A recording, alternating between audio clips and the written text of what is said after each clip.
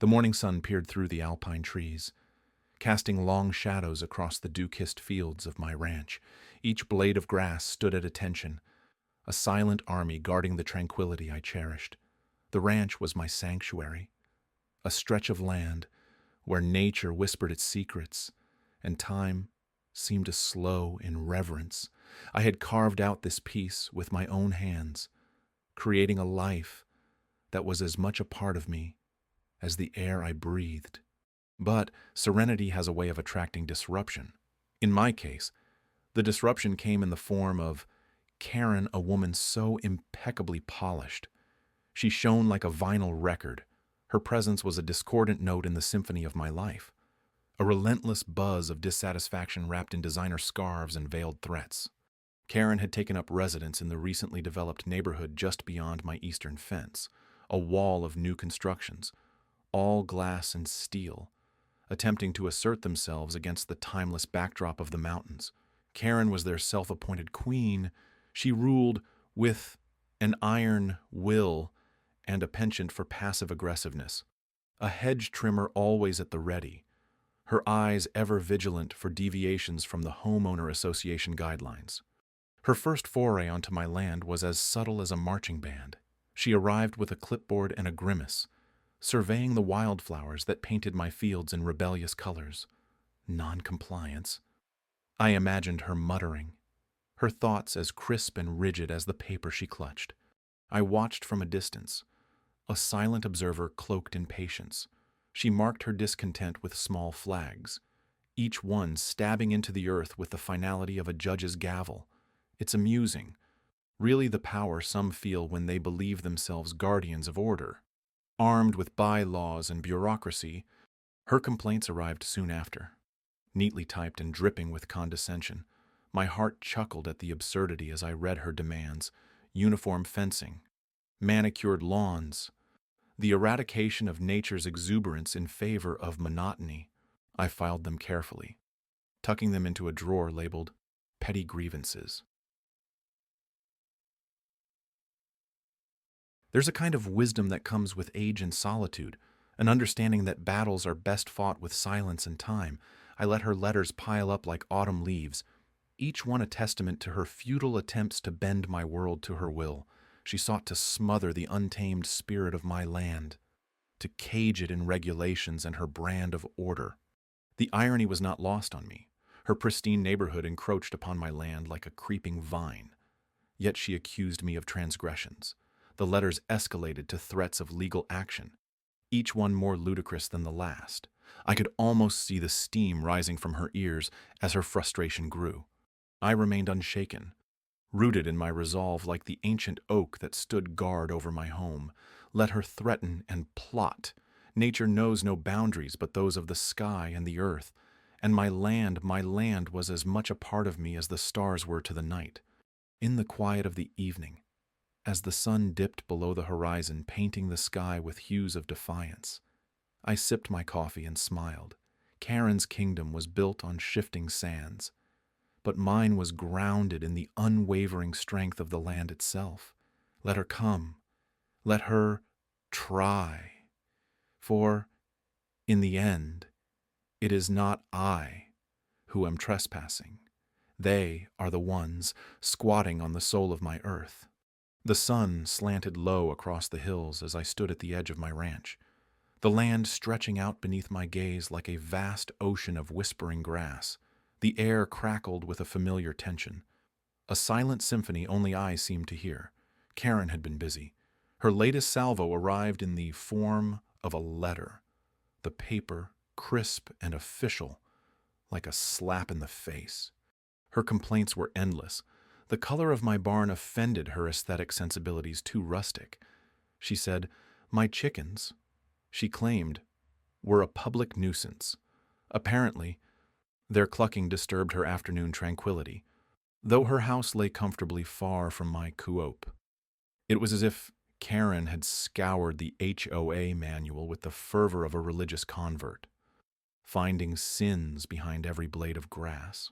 I folded the letter, placed it gently on the kitchen table. Her words had no weight, not really. but the very act of receiving them, of knowing she'd put pen to paper with such spite, pricked at my patience like a burr under the saddle. The sun dipped lower, bruising the sky with shades of purple and orange. Shadows lengthened, stretching their fingers over the land that was mine, all mine. Yet they thought to claim it, to twist its quiet freedom into their web of rules. I knew what was coming.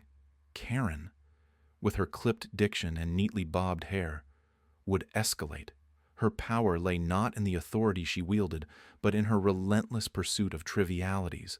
A broken gate here, a misplaced flower pot there, each one an opportunity to tighten the noose of regulations around my life. Rumors began to slither through the community. As insidious as smoke, they appeared in whispered conversations at the local store. In the knowing glances of neighbors, Karen's narrative painted me as a stubborn renegade, a backward anachronism unwilling to conform. It was a story as false as it was compelling, woven with just enough truth to stick. I watched this unfold with a calm that surprised even me. The land had taught me patience, the kind that came from seasons of toil and the slow, steady growth of things, a quiet confidence that knew when to speak and when to remain silent. I leaned against the weathered fence, feeling the rough wood beneath my palms.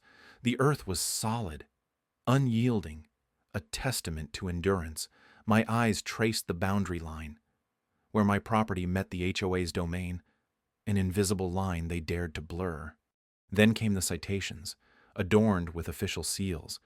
They accumulated like fallen leaves, one for an unapproved shed, another for an outdated mailbox, each infraction more absurd than the last, each a testament to Karen's creativity. Even then, I remained still, my silence a roar in the growing chaos. For every rule they crafted, I found a loophole, a subtle way to undermine their authority without breaking it. It was a dance, intricate and maddening, but one I knew I could win. And so, inch by inch, they encroached. But my land was more than soil and timber. It was memory and legacy, woven with the threads of my history. They thought it a battleground, but to me, it was a sanctuary. Karen's threats hung in the air like storm clouds. They thought they could sue me, bend me to their will with legalities and injunctions, but they were mistaken. For while they focused on the rules, I had my eyes on something far more enduring. The land, my land, the one they claimed, yet the one I knew would always be mine. The morning light painted my ranch in muted gold, revealing the quiet resilience of the land that stretched far beyond the line of wrought iron fencing where the HOA believed my property ended. I stood there, coffee cup in hand, acutely aware of its boundaries and all that lay within, including the coveted few feet the HOA mistakenly claimed. Their encroachment was a tangled vine, rooted in misplaced entitlement, creeping silently until I felt its strangling grip. For weeks, I had been collecting evidence like a magpie hoarding shiny trinkets. The letters from the HOA, each more officious than the last, lay in a neat stack on my kitchen table. Photographs, time-stamped and annotated, documented the slow, creeping occupation of what was legally mine. The HOA president, Karen, had orchestrated a campaign as relentless as a summer storm, promising litigation if I did not comply with their demands. But beneath their legal bluster lay a brittle foundation. My counter was as subtle as a gentle breeze disrupting their carefully arranged house of cards. I had no need for threats, no desire to match their intimidation with bluster of my own. Instead, I let the power of quiet resolve guide my hand. The surveyor I hired was a grizzled man, all sun-weathered skin and piercing eyes, who had mapped this land long before the HOA's uniforms marched into view. His findings were unequivocal, redrawing the lines they had so brazenly ignored. The property markers told a story older and more enduring than their petty power plays. I contemplated the irony as I reviewed the documents, each page a testament to the simple truth they had overlooked. Their threat of squatting accusations was a double-edged sword, poised to turn back on them with a single, decisive push. In the stillness of evening, as the sun melted into the horizon, I made my move, a letter crafted with the care of a masterful strategist, detailing the transgressions and offering a path to reconciliation. It was a mirror held up to their faces, reflecting the absurdity of their claims. I delivered it in person, slipping it under the door of the pristine HOA office. No need for fanfare. The truth was enough. Days passed in tense silence, their response as anticipated as the cresting of a wave. When it came, it was not in the form of the confrontation I had braced for, but a quiet retreat. Their threats of litigation evaporated like early morning mist, replaced by a conciliatory note acknowledging the error of their ways and the sanctity of the boundary they had so disregarded. There was no satisfaction in their retreat, only a quiet affirmation of the strength in standing one's ground. I returned to my ranch, to the rhythm of my land, feeling the weight of their intrusion lift like a long-held breath finally released. The sun set once more, cool night air settling over the fields, unbroken by the shadows of doubt. In the end, it was not about the land itself, but the principle of ownership, the right to simply be. I claimed victory in the silence that followed. In the undisturbed peace of my rightful domain, the ranch remained, steadfast and true, a testament to those who dare to stand firm against the insidious creep of overreach. The morning sun crept over the horizon, casting long fingers of light across my land, as though trying to reach out and offer comfort. The shadows of my ranch stretched out lazily, painting the grass with hues of gold and green. As I stood on my porch with a steaming cup of coffee cradled in my hands, I could sense a shift in the air that had little to do with the changing seasons. Whispers had started to drift on the breeze like dandelion seeds. Neighbors had begun to notice the unusual gathering of unfamiliar cars on the edge of my property. The HOA's cronies had set up camp, quite literally, in what they insisted was common land. But what every old deed and surveyor's map confirmed was mine. The irony was almost poetic. Birds chittered in the trees, their songs punctuated by the occasional honking horn or the dull thud of car doors. The squatters were restless today. I could see them, shadows flitting between tents, eyes scanning the perimeter as if expecting an invasion. Their presence was a stain on my otherwise perfect view, a reminder of the absurdity that had become my reality. The neighbors, always observant, had started to talk, over fences, in hushed tones. Speculation spread. I saw it in their eyes when we crossed paths, a blend of curiosity, judgment, and something else, admiration, perhaps. Or maybe it was just the thrill of drama, the kind that broke the monotony of suburbia. One by one, they began to drift by, little more than casual strolls around the edge of their properties, but their glances lingered, eyes flitting between me and the intruders with barely concealed interest. It was a silent acknowledgement that the show had begun, and everyone had front row seats. The tension tightened like a bowstring. I could feel it humming in the air, an electric charge that prickled at the skin. The HOA had overplayed their hand, and now the neighborhood watched with bated breath, waiting to see who would blink first. The stakes were higher than mere land. It was a battle of principle, a test of wills. I smiled, feeling the weight of my ancestors at my back. This land was mine by right, by heritage. Each step I took on the soil felt like a vow renewed. I would not be moved, not by threats or legal jargon or the petty machinations of a power-hungry board. The sun climbed higher, casting off its early morning chill. Sweat trickled down my back as I walked the perimeter with slow, deliberate steps. My presence was a statement in itself, a silent guardian standing watch, an immovable force against their misguided campaign. A neighbor, old Mrs. Lambert, paused at the edge of her garden. She gave me a nod, her eyes sharp with silent approval. It was a brief exchange, but it spoke volumes. She, too, understood the land's true worth, not in dollars or deeds, but in stories and memories, in roots that ran deeper than any HOA's claim. It was a dance of patience and resolve, where every day was a small victory in itself. The whispers would grow, and soon enough, the tide would turn. For now, I stood firm, letting the prairie wind carry away my doubts and fears. Inside, I breathed deeply, feeling the rhythm of the earth beneath my feet. The land was alive, vibrant with an energy that pulsed through every blade of grass and grain of soil. It was mine, inseparable from my very being, and no amount of bureaucratic bluster could ever change that simple, unyielding truth. In the stillness of dawn, the ranch lay wrapped in a shroud of mist that clung to the ground like an old secret. My boots crunched softly against the gravel as I walked the perimeter, tracing invisible lines that only I could see, the boundary I knew so well, marked not by fences, but by a history that ran deeper than any legal document. The HOA's threats had been loud and hollow, like the rustling of dry leaves in a storm that never comes.